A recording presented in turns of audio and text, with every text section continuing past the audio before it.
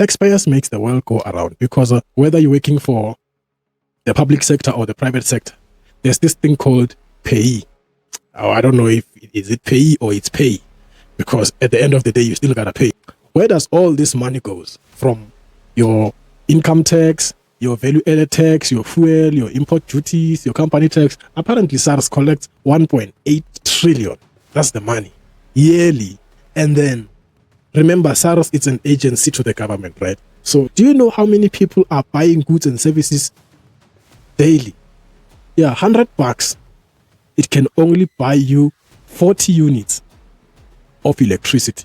So now tell me, where's the rest of the 60? You thinking that the more people are working is the more the standard of living improves? No. The more people are working is the more the inflation increases. And the more the inflation rises, there's going to be that thing of the law of demand and supply. When the demand is high, reduce the supply and increase the price. You investing your money in the bank and you getting a loan from the bank, the interest rates are not the same. If you want a loan from the bank, the interest rates are high. But if you want to invest your money, the interest rates are low. Without taxpayers, the government is fucked. We live in a world where the system and capitalism turns a blind eye on its hoi polloi. As we all know that nothing is permanent, I welcome you all to the LungTrey segment where we're gonna talk, share, listen and laugh if it's laughable. So sit back, relax. I'm your host, Trader Table here. See you soon.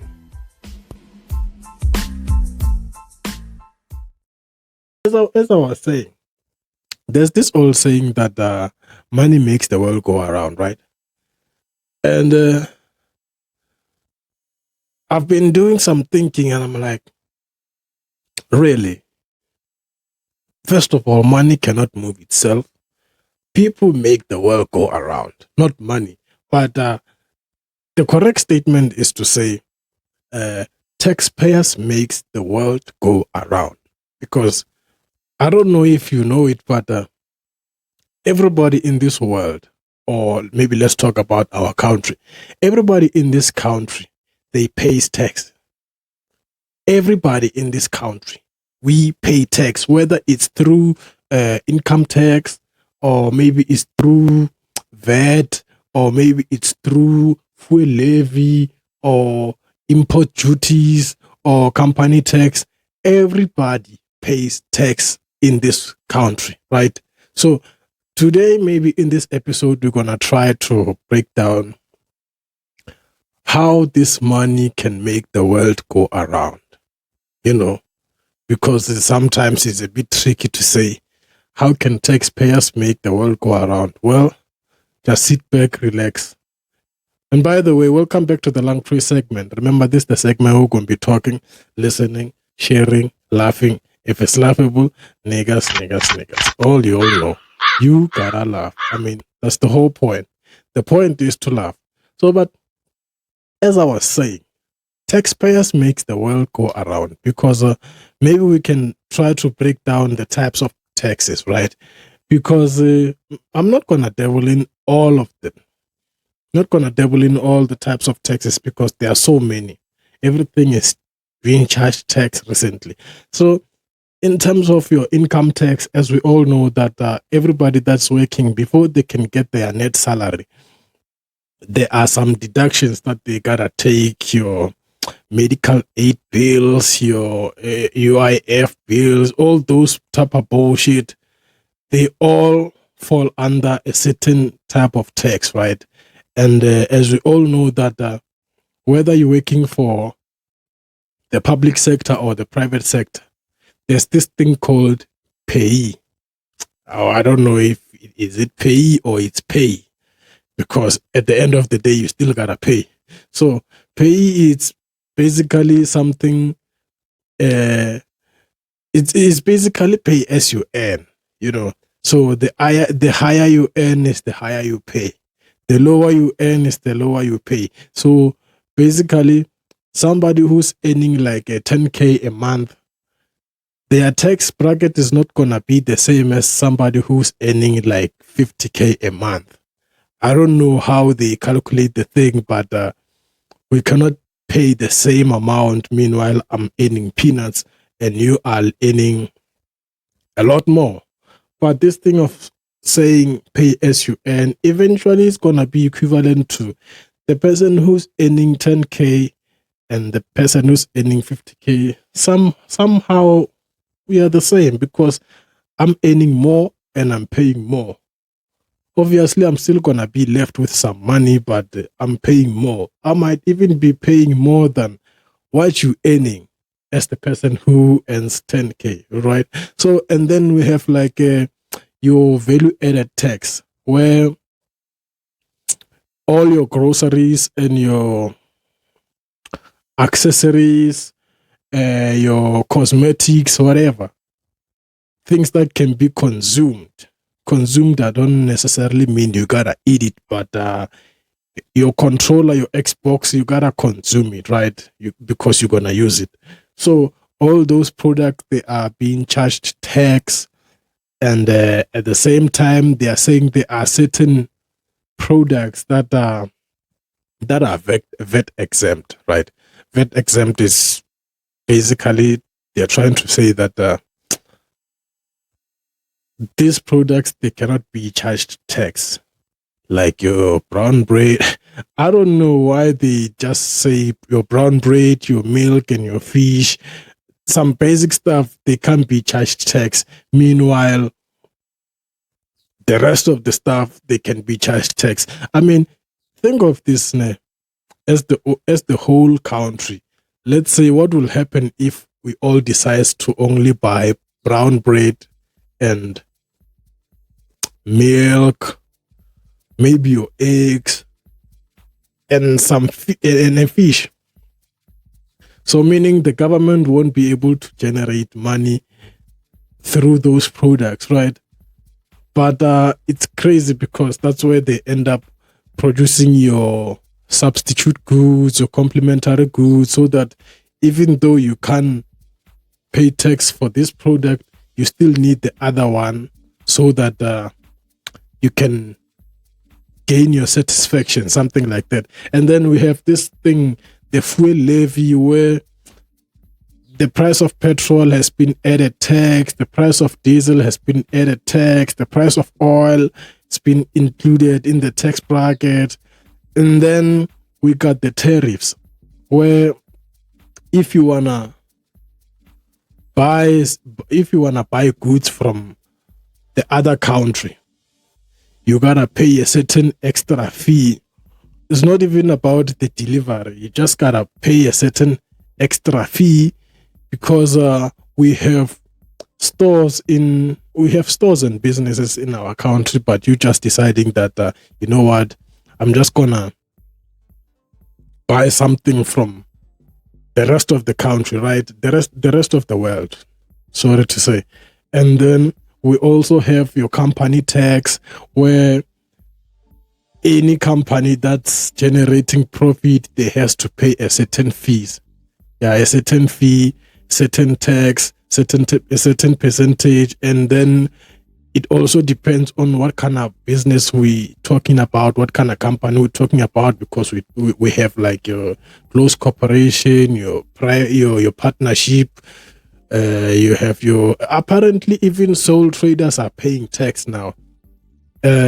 All those stuff. That is why currently people are just starting organizations, because through an organization you cannot be charged tax, of which I find it very bizarre, because even now lately people are beginning to launder money through those organizations, because they realize that those companies, they cannot be charged tax, right?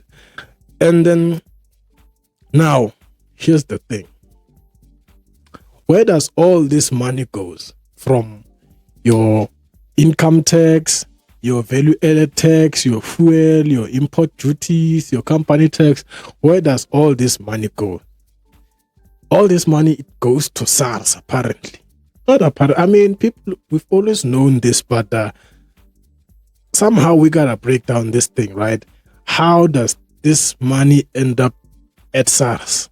And how does one end up paying a certain fee on anything? Because everything is being charged tax. And then all that money, it goes to SARS. So what I've realized is that SARS, South African Revenue Service, is it a revenue service or some yeah, I think I'm right.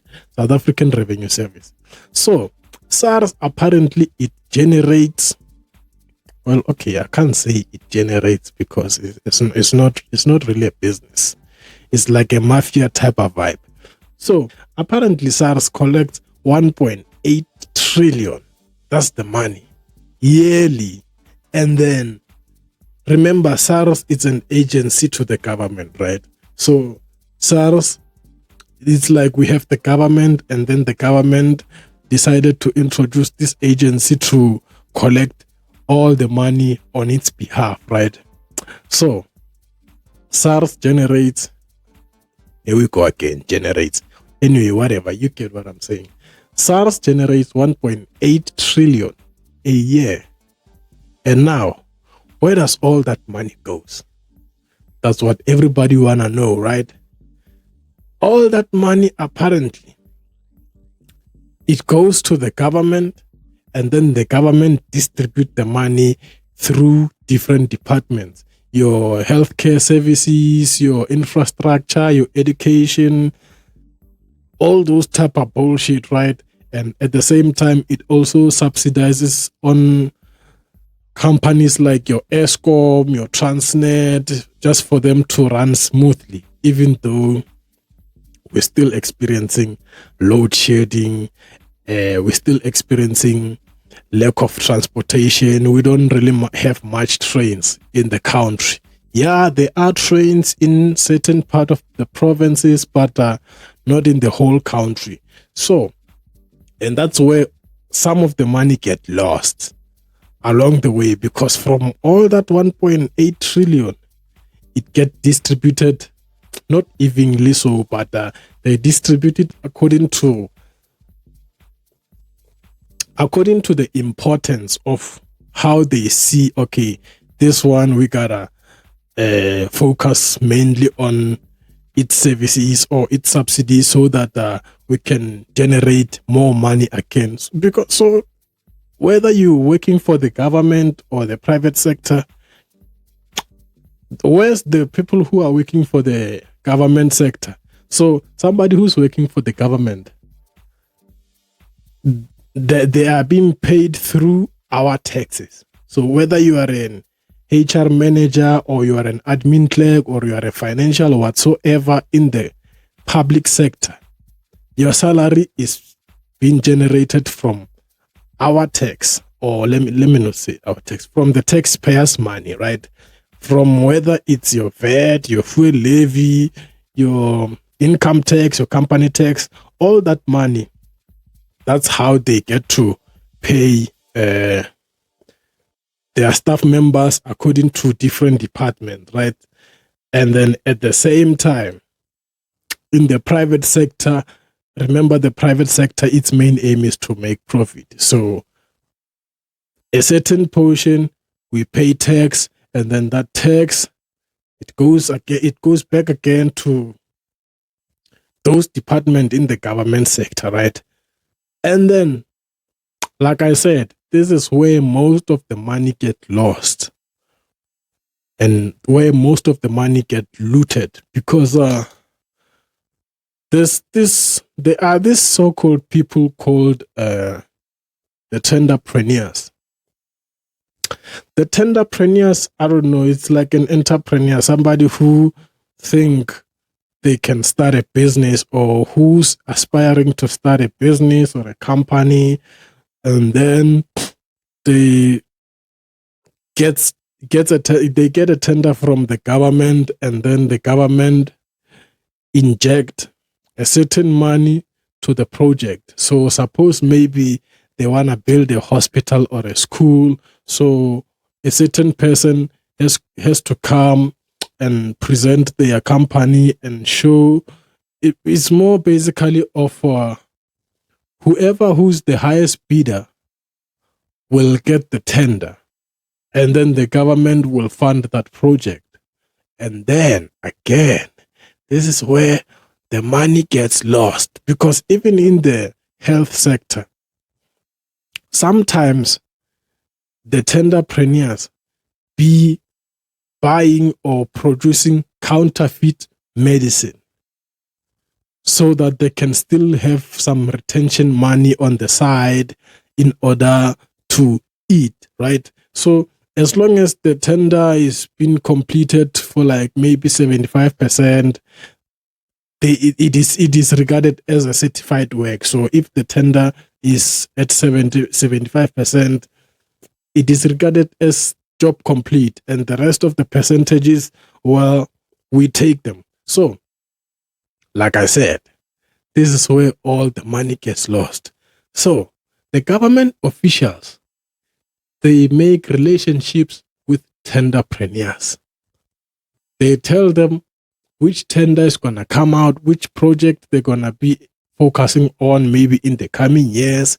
And then tenderpreneurs, they draft a proposal and a business plan, they register their company, and then apply for a tender, right? Make a quotation here and there, and then the highest bidder, it's basically saying the one who got the quality of the proposal is the one who's gonna get the tender, right? And then the government, it takes out some money. Remember, guys, 1.8 trillion, that's a lot of money. That's beyond billions. So 1.8 trillion, that's a lot of money, and it gets distributed across all these departments. Sometimes they be subsidizing ESCOM, like I said, and Transnet, but then the tenderpreneur will be like, you know what, this project is going to cost us 300 million to complete it. And then what happens is the government fund that tender or that project 300 million, and then the tenderpreneurs, they take maybe 150 million or 200 million, try to start a project, right? And then the rest of the money is being shared across those government officials and themselves. You'll be seeing once someone gets approved of a tender, next day or the next month, this guy has bought a car. This guy now is no longer staying in the rural areas. This guy now, he's a counselor. You know, that's how most of our government officials and the tenderpreneurs are working intertwinedly, so because they'll be like, hey man, there's a lot of money in the government. In the government sector, there's a lot of money, but we have to come up with a... So basically, they are fabricating the documents. They make it look like this project is going to cost 300 million, where, as a matter of fact, this project might even cost them 150 million. And then the rest of the money, it gets chowed. And in most cases, even their workers, they be paying them with cash through fortnights and shit like that, so that there won't be any paper trail for accountability, right? So what's happening is the fact that taxpayers, they pay taxes on everything, on food. Now even to drive on the streets, you gotta pay e-tolls and shit like that. Like they still wanna implement that thing, because the public were like, nah, how can I pay for the road that sometimes I'm not even using? How can I pay for the road? Meanwhile, I still gotta service my car. Now, If your car is fucked up, they're gonna fine you. So the government is making money through all these channels. If your car is fucked up, they're gonna be like, hey man, your taillight is not working. They're gonna charge you, they're gonna give you a ticket, and then now you gotta pay that ticket. And then the ticket, it goes to the Department of Transport and what, and then at the same time it ends up at SARS. From SARS, it goes to the government. To the government, it comes to the services again, to the public again, maybe through, never mind the social relief grants. Those monies, they are not directly from the government and they are not directly from the taxpayers. There's a company that funded the government with that certain money in order to relieve people, give them grants, offer them whatever, knowing very well that they're still gonna get that money back through tax. So what we're really fighting for in this world, not in this world, in this country, everybody's paying tax, and that money is circulating amongst us, across the country, across the province. And in the process of that money being circulated across provinces, across business sectors, the government sector, and all those state-owned enterprises and the NGOs, SARS still makes money. And at the same time, the government still makes money from those taxes. And then here are the government officials who thinking they are smart. They are like, hey man, do you know how much you can get from the government if you can just implement a certain proposal to the government? As long as it looks like you are trying to work for the people, to the people, by the people, government is gonna fund you. With whose money? The taxpayers' money. That's what I'm trying to say. So all our money that we pay from your income tax, your value added tax, your fuel tax, it comes back again to us in a form of a salary if you're working for the government. And at the same time, they're still gonna take more taxes from you, and it goes back to SARS again. And I've realized that it is said that if SARS is wrong, you can take it to court, right? But I've never heard anybody that says I've taken SARS to court, because in most cases we all tend to think that SARS is never wrong. Did you know that if SARS is delaying to refund you your money, you can take it to court, but now you still gotta take it to the tax court? Isn't that some bullshit?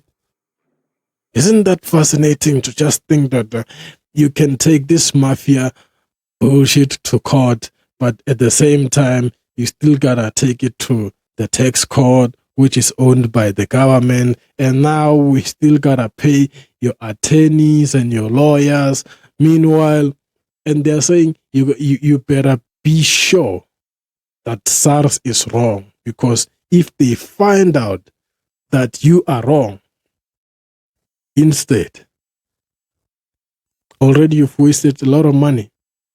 You've wasted a lot of money. So tax, guys. Tax every day. People are being charged tax. Do you know how many people are buying goods and services daily? Daily. Even your airtime, your data, that thing has been added tax already. You don't even know it because you think, nah, that's the price you are used to. That thing, they've already added tax on it, and then now you are already used to it being You eat, you ish. What the fuck am I even saying? You are used to it costing that amount of money because they've already added tax on it. Once maybe the prices increases, that's where you tend to complain. I mean, I get it. Without taxpayers, the government is fucked up. The government, it ain't shit. But why does the government keep on implementing different departments that sometimes they tend to be useless? Even the sports and arts and culture. We all know that most of the sports, they are sponsored by private companies. It's not the government injecting money to improve the sports and arts and culture. Look at the media space.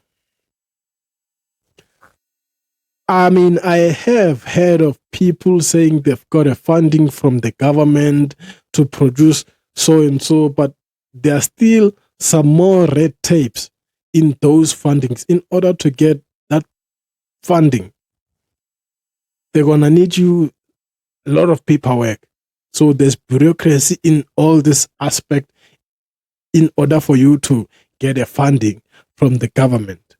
Even your bursaries, your NSFAS and shit like that. Do you know how many students are suffering to get that bursary? Even though it looks like it's working. Yes, I believe it. It makes a difference, right? But it doesn't accommodate everybody. That's what I'm trying to say. They take your money in any kind of aspect, whether you're buying food or you paying for a certain service, they still take your money. Whether you own a house, they still take your money. Whether it's electricity, look at the electricity bill right now. So Eskom apparently is trying to generate more revenues, even though the government is still funding that company. They still try by all means to take your money. If I can tell you right now, 100 bucks, it can only buy you 40 units of electricity. 100 bucks can only buy you 40 units of electricity. No, so now tell me, where's the rest of the 60? You see, that's a daylight robbery, because if you can say it's during the night robbery, it don't make sense, because during the night, we don't even have electricity. We don't even have electricity during the night because the units are high. And then the government, and I'm not the government, Eskom be saying that, our transformers are overloaded with appliances and shit like that. Please try to turn off certain things. I'm like, nigga, didn't they just fund you to make sure that the transformer doesn't burst? So why now should you control what I'm plugging in my house? If I want to plug all this shit, it's my gas, it's my electricity, I'm paying for it. Then they'll be like, oh, is that so? We will show you. 100 bucks is equivalent to 40 units. And that is what, was it at Tembisa? Yeah, at Tembisa they were striking for. They were like, nah, man, this is a jack. Like, they're hijacking us right in our face. And we still gotta act like the government is doing us a favor. I'm like, you know what, nigga? Take your electricity. We don't want it no more. We can use solar. They're gonna charge you for that. If you're going for the alternatives, they always come for you. Just like how they're coming for podcasters right now. So All this bullshit because of tax. The government doesn't want us to stop paying tax. They want more instead. The more they create jobs, is the more they're gonna get more tax. And you thinking that the more people are working is the more the standard of living improves? No. The more people are working is the more the inflation increases. The more the inflation rises. And the more the inflation rises, there's going to be that thing of the law of demand and supply. When the demand is high, reduce the supply and increase the price. There's the fiscal policy and the monetary policy, where now, when we're talking about the banks, when people have more money, what do they say? When people have more money, increase the interest rates. Is it increase or decrease? Yes, when people have more money, increase the interest rates. And when people have less money, decrease the interest rates. I don't know if anybody has realized this, but you investing your money in the bank and you getting a loan from the bank, the interest rates are not the same. If you want a loan from the bank, the interest rates are high. But if you want to invest your money, the interest rates are low. They even end up taking that money and give it to somebody who needs a loan. They're like, taxpayers makes the world go around, not money. I mean, money is a tool, but it's taxpayers, and taxpayers, it's people. So maybe we should say people make the world go around, because everybody pays tax. Everybody pays tax.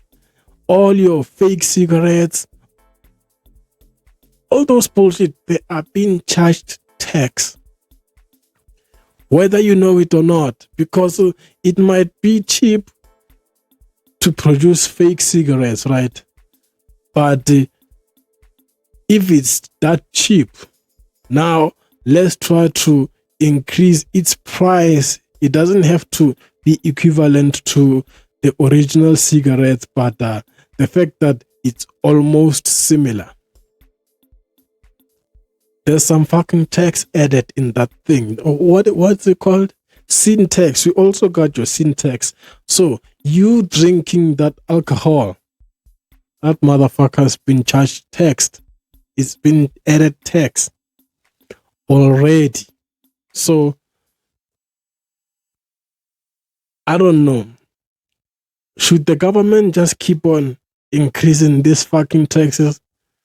Or, because guess what? Without taxpayers, the government is fucked, like I said. It's fucked, man.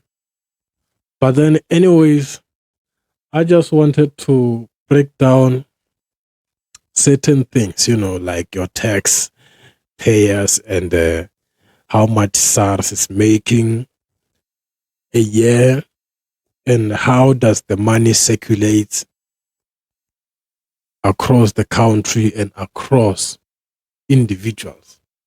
Whether you think you know it or not, you motherfuckers pay tax. But anyways, this is me and this is you. I'm out like a motherfucker, man. Peace out.